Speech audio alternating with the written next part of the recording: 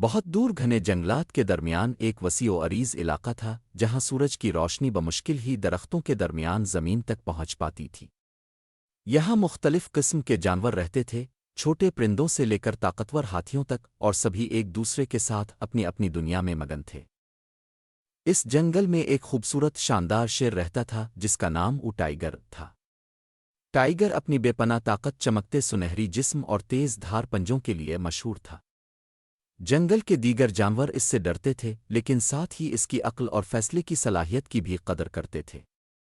Tiger نہ صرف جنگل کا بادشاہ تھا بلکہ وہ ان سب جانوروں کا محافظ بھی تھا۔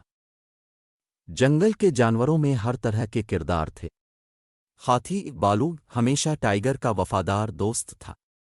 وہ اپنی بڑی جسامت اور طاقت کے باوجود دل کا بہت نرم تھا۔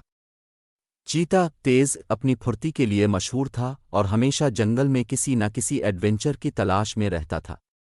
اور ایک ہنسانے والی لومڑی جس کا نام چالاکی تھا، وہ اپنی چالاکی اور ذہانت کی وجہ سے سب کے دل جیت چکی تھی۔ ٹائیگر کے ساتھ یہ سب جانور اچھے دوست تھے، لیکن جنگل کا امن ہمیشہ برقرار نہیں رہتا تھا۔ کئی بار جنگل کے دور دراز حصوں میں خطرات جنم لیتے، اور تب ٹائیگر اپنے دوستوں کے ساتھ مل کر ان مسائل کو حل کرتا۔ ایک دن جنگل میں ایک عجیب واقعہ پیش آیا۔ جنگل کے پرانے درختوں کے قریب ایک علاقے میں جانوروں کی تعداد کم ہوتی جا رہی تھی۔ پرندے وہاں سے پرواز کر رہے تھے اور چھوٹے جانور غائب ہو رہے تھے۔ کوئی نہیں جانتا تھا کہ یہ سب کیوں ہو رہا ہے، لیکن جنگل میں ایک خوف کی لہر دوڑ گئی تھی۔ ٹائیگر نے اپنی وفادار ٹیم کو اکٹھا کیا، بالو تیز اور چالاکی۔ ہمیں پتہ لگانا ہوگا کہ یہ سب کیا ہو رہا ہے، ٹائیگر نے کہا۔ یہ ہمارا جنگل ہے اور ہم اسے بچانے کے ذمہ دار ہیں۔ سب نے ہاں میں سر ہلایا اور اس مشن کی تیاری شروع کر دی۔ ٹائیگر اور اس کے دوست اس پراسرار علاقے کی طرف بڑھے جہاں جانور غائب ہو رہے تھے۔ وہاں پہنچ کر انہیں عجیب و غریب نشانات ملے، کچھ بڑے پنجوں کے نشانات جیسے کسی بہت بڑے جانور کے، لیکن ایسا کوئی جانور جنگل میں پہلے کبھی نہیں دیکھا گیا تھا۔ یہ کون ہو سکتا ہے؟ چالاکی نے سوال کیا۔ یہ ہمیں معلوم کرنا ہوگا، لیکن ہمیں ہوشیاری سے کام لینا ہوگا، ٹائیگر نے کہا۔ یہ جانور نہ صرف بڑا ہے بلکہ خطرناک بھی ہو سکتا ہے، بالو نے اپنی زوردار آواز میں کہا۔ ہم سب مل کر اس خطرے کا مقابلہ کریں گے، چاہے وہ کوئی بھی ہو۔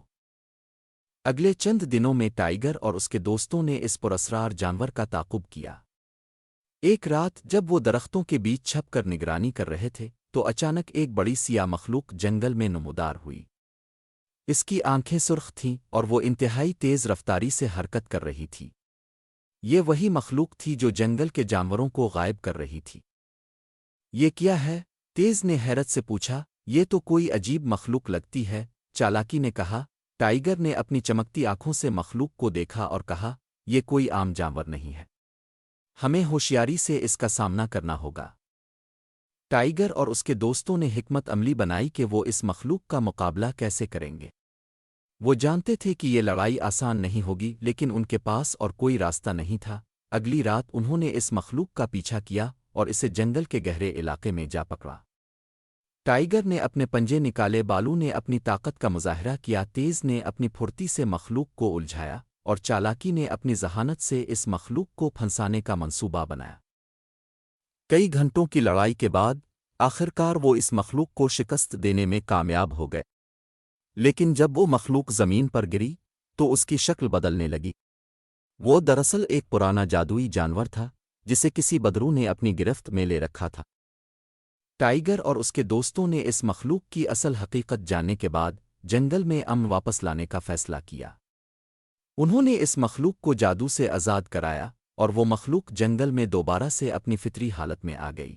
جنگل کے جانور واپس اپنے علاقوں میں آنے لگے اور جنگل میں ایک بار پھر امن و سکون کی فضا بحال ہو گئی۔